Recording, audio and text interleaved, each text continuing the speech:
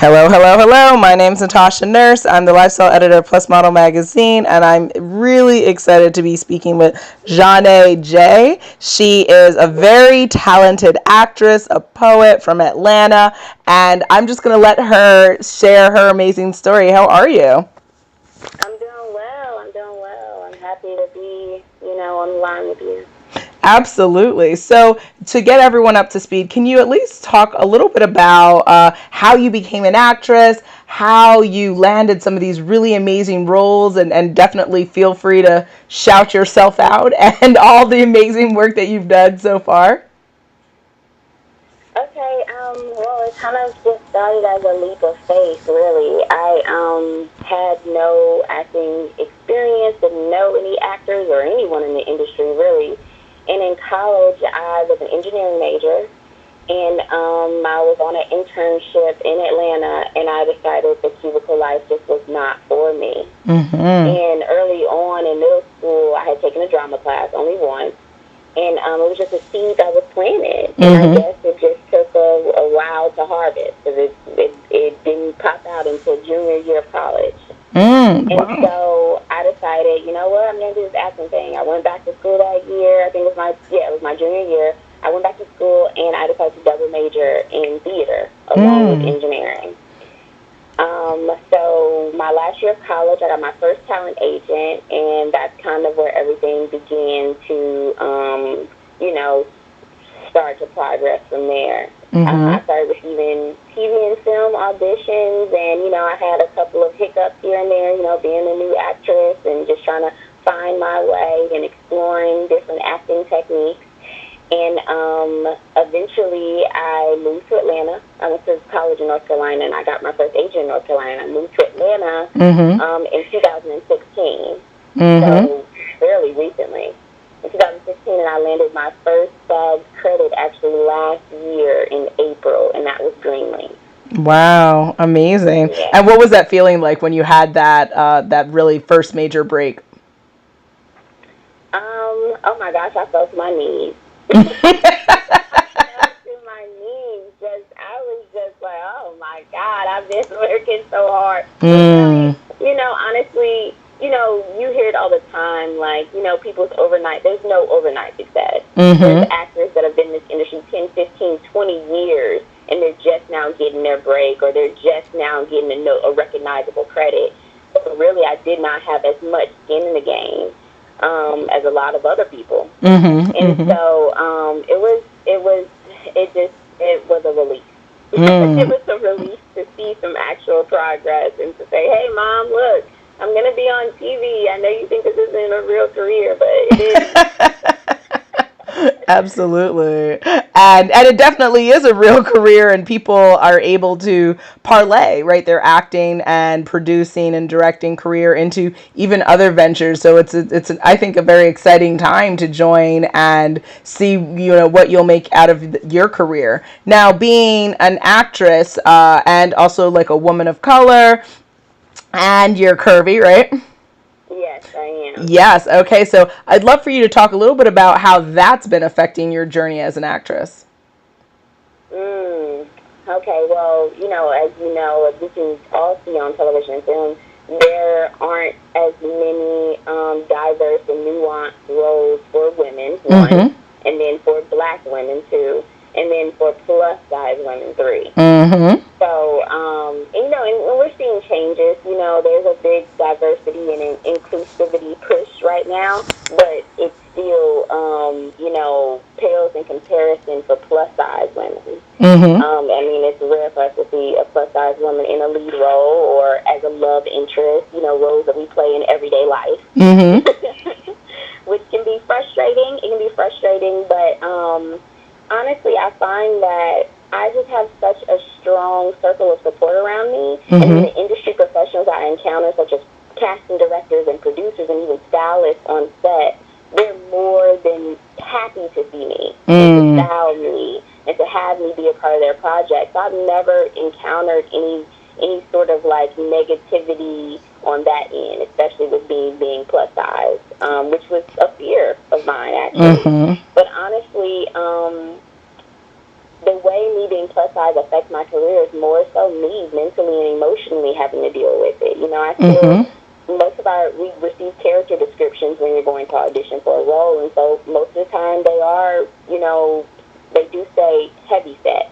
Or a few extra pounds is a common one. Or they'll say, what's the other one that I kind of cringe every time I see it? It's, let's see here.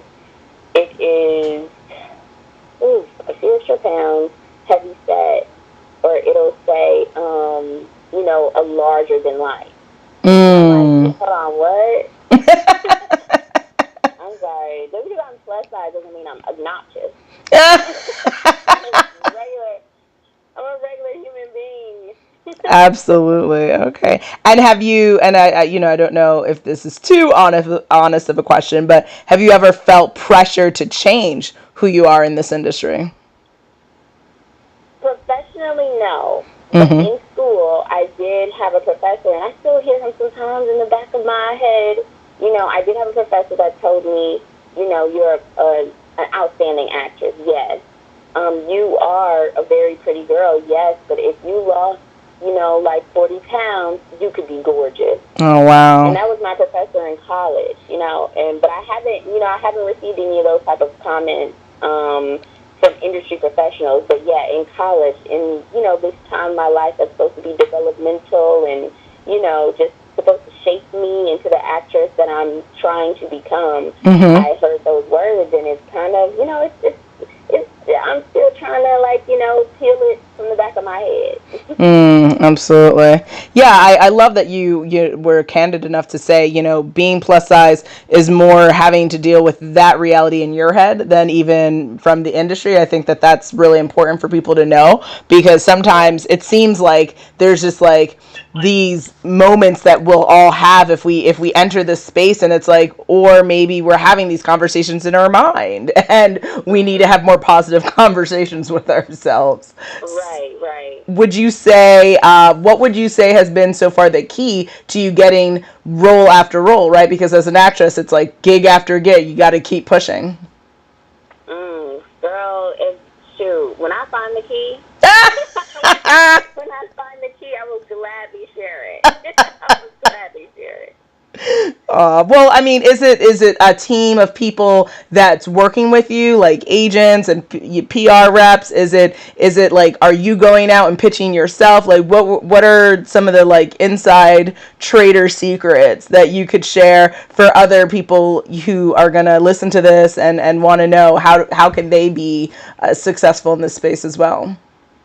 Oh, it's definitely all of the above. It's definitely a team that not only submits you, but pitches you, and they advocate for you, and they believe in it, and they're invested in you, in their actions. Their actions show that they're invested, not just their words. So it's definitely a team of people, but it's also you. Acting is a craft, yes it is, but it is a business.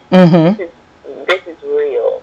So your reps, you know, they get paid a percentage of what you get. Like, say, a talent agent gets paid 10% of, you know, if you booking a job. They don't get paid if you don't book anything. If you book, you get paid 10%. That means 90% of the work should be on you.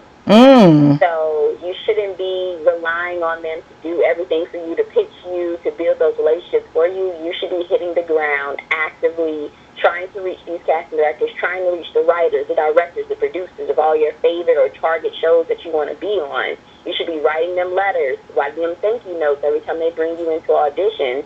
It's definitely on you to get yourself out there. I love that. Okay. And how did you go about learning how to like write those letters and getting that, I guess, the resources that you use for your craft?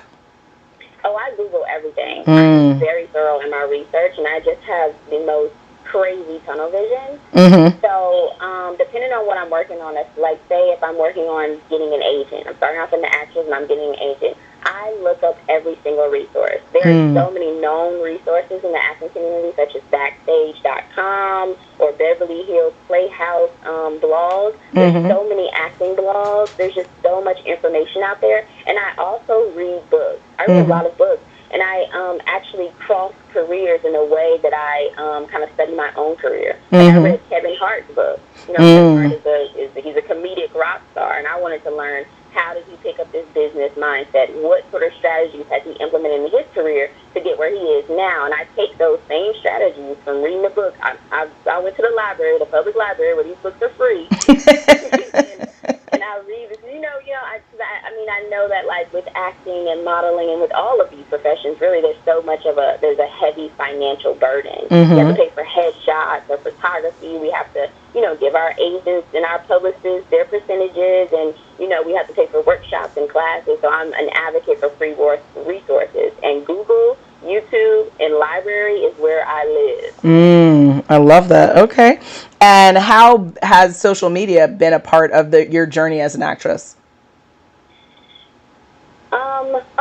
Social media, it's just a really great way to connect with people you otherwise would not have access to. There's so many casting directors and producers and writers that are active on social media. And so I get into those blogs and a lot of those acting blogs, and they'll tell you, what casting director is active on Twitter, or what producer is doing what on Instagram. And then I reach out to them that way, or I just stay active and, I stay active on those social media sites just to, build those and foster those relationships. Absolutely.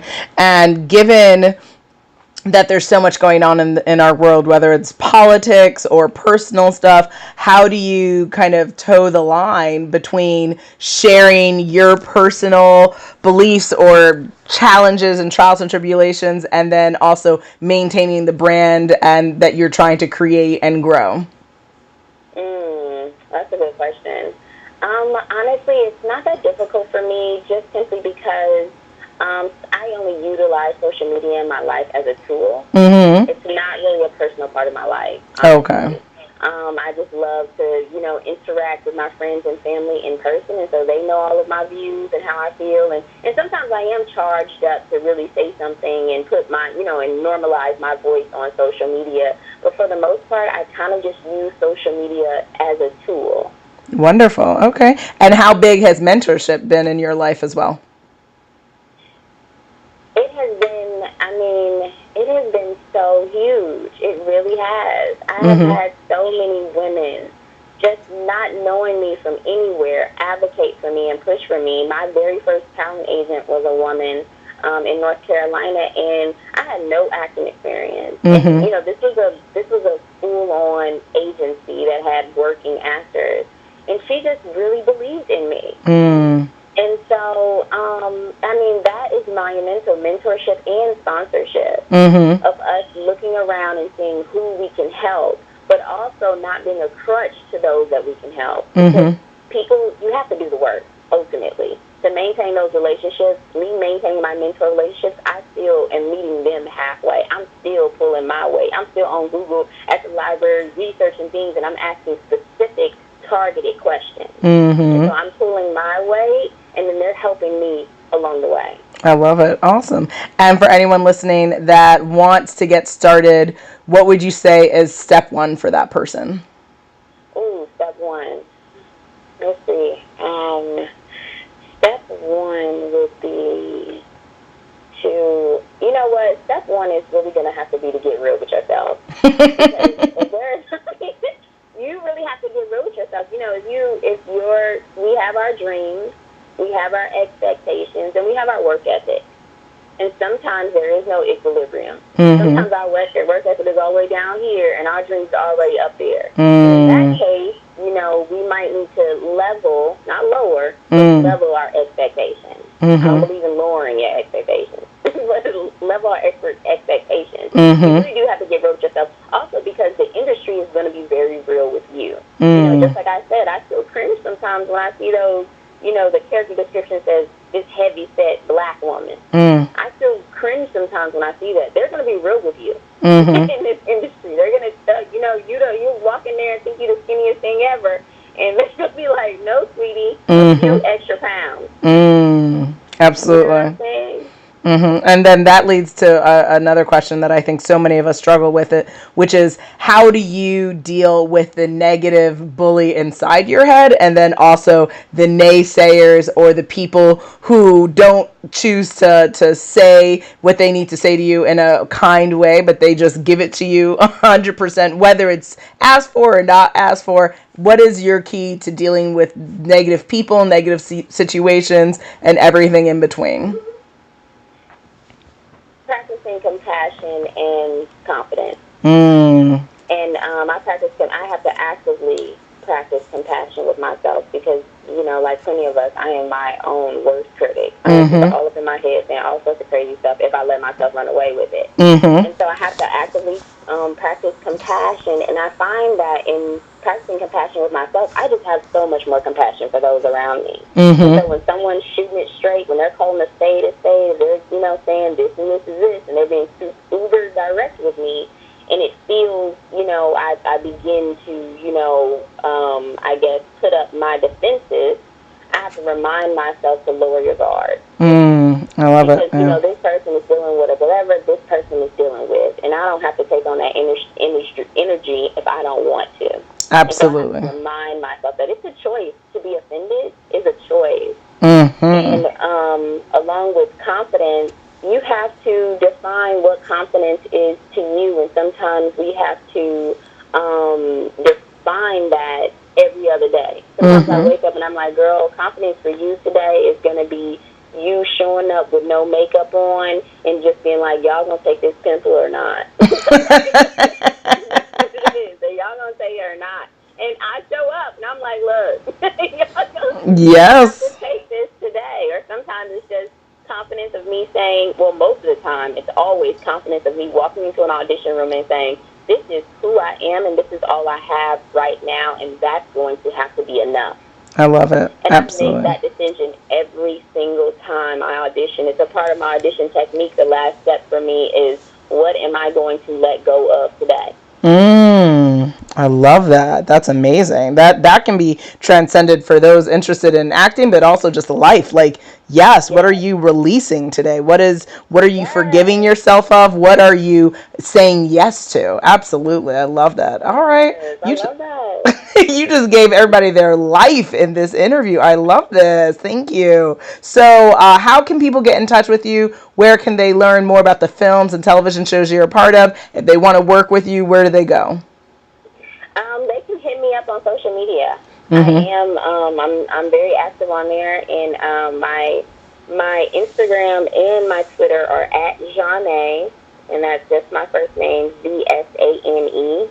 You can reach me on there, or Zsané Jhé on Facebook, and my website, zsanejhé.com. You can go on there, check out my resume, check out some of my poetry.